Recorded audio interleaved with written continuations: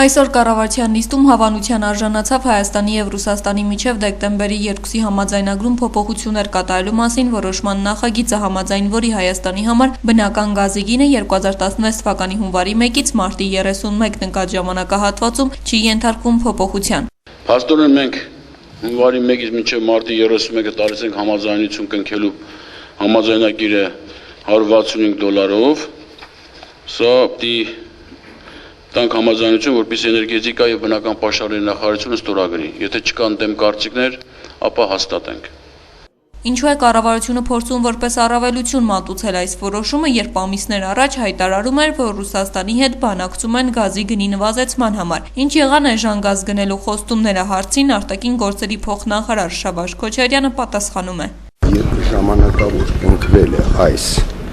արտոնյալ պայմանները, որպեսզի ժամանակ լինի առավել արտոնյալ պայմանների շուրջ բանակցել։ Կառավարության հաջորդ որոշման բացասական եզրակացություն տրվեց ազգային ժողովի ԲՀԿ պատգամավոր Միքայել Մելքումյանի կողմից օրենսդրական նախաձեռնության կարգով ներկայացված եկամտային հարկի մասին օրենքում լրացումներ կատարելու մասին նախագծին, որը ենթադրում է, որ ազատ տնտեսական գոտու շահագործող համարվող անաձեռնարկատերերի ստացած եկամուտները համարվում են նվազեցվող եկամուտներ եւ չեն հարկվում եկամտային հարկով։ Նոր հարկային արտոնությունների սահմանումը չի բխում Հայաստանի Հանրապետության կառավարության կողմից իրականացվող հարկային քաղաքականության ուղղություններից, քանի որ իրականացվող հարկային քաղաքականությունն ուղղված է հարկման բազաների ընդլայնմանը եւ հարկային արտոնությունների շրջանակի կրճատմանը։ Ավելին, ֆինանսների նախարարության կողմից մշակված հարկային օրենսգրքի նախագծով նախատեսվում է առավելագույնս կրճատել հարկային արտոնությունների շրջանակը եւ ընդլայնել հարկման բազաները, որը հանդիսանում է հարկային համակարգի երկարաժամկետ զարգացման հիմնական ուղղություններից մեկը։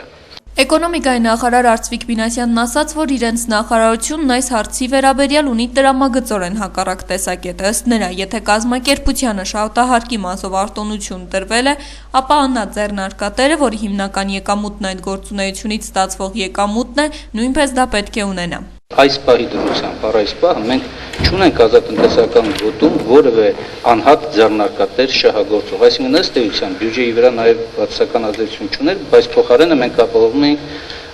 արդար հավասար պայմանները։ Հասկանանք, թե մենք ինչ տեսլական ունենք ազատ տնտեսական գոտու։ Արդյոք մենք պատկերացնում ենք ազատ տնտեսական գոտին որպես մի գոտի, որտեղ անհատ ձեռնարկատերեր են գործում։ Թե իրականում մենք այստեղ պատկերացնում ենք բարձր տեխնոլոգիաներով հագեցած խոշոր ընկերությունների ներկայություն։ Ես կարծում եմ մենք դրա համար չենք ստեղծում ազատ տնտեսական գոտին, որ այնտեղ բերենք անհատ ձեռնարկատերեր։ Մենք պետք է խթանենք մեծերին, իսկ սա խթանիչ գործիք է։ Երբ իրավաբանական անձանց համար մենք սահմանում ենք արտոնություն, շահութահարկի արտոնություն եւ հակառակը խթանում ենք, որպեսզի անհատ ձեռնարկատերերը մուտք չգործեն ազատ տնտեսական գոտի։ Սա այս տեսանկյունից հենց խթանիչ գործիք է եւ ես շատ ուրախ եմ, որ այսօր որևէ մի անհատ ձեռնարկատեր չկա այդ ազատ տնտեսական գոտում, որտեղ մենք ուղղակի կվարկաբեկեինք այդ գաղափարը։ Դրա համար ես պաշտպանում եմ պարոն Խաչատրյանի ներկայացրած արձագանքում եք։ Այսօր առաջին անգամ կառավարության նիստին մասնակցեց ՊԵԿ նախագահ Հովհաննես Հովսեփյանն, ով ավելի ուշ լրագրողների հետ զրույցում ասաց, որ իր հաշվեհամարին առկա միլիոնավոր դոլարները իրեն փոխանցել է եղբայրը Ռուսաստանից։ Հանրությանը ինչու չեք բացատրում, որտեղից ձեզ հսկայական ունեցած։ Այդ եկամուտների հայտարարում գրված է Հովսեփյան Հակոբ, Ռուսաստանի Դաշնություն, քաղաք Մոսկվա։ Շնորհակալ։ Պարոն Հովսեփյան, ճիշտ է, որ հիմա ազատվում եք Գագիկ Խաչատրյանի կադրերից եւ ցուցակագրում եք։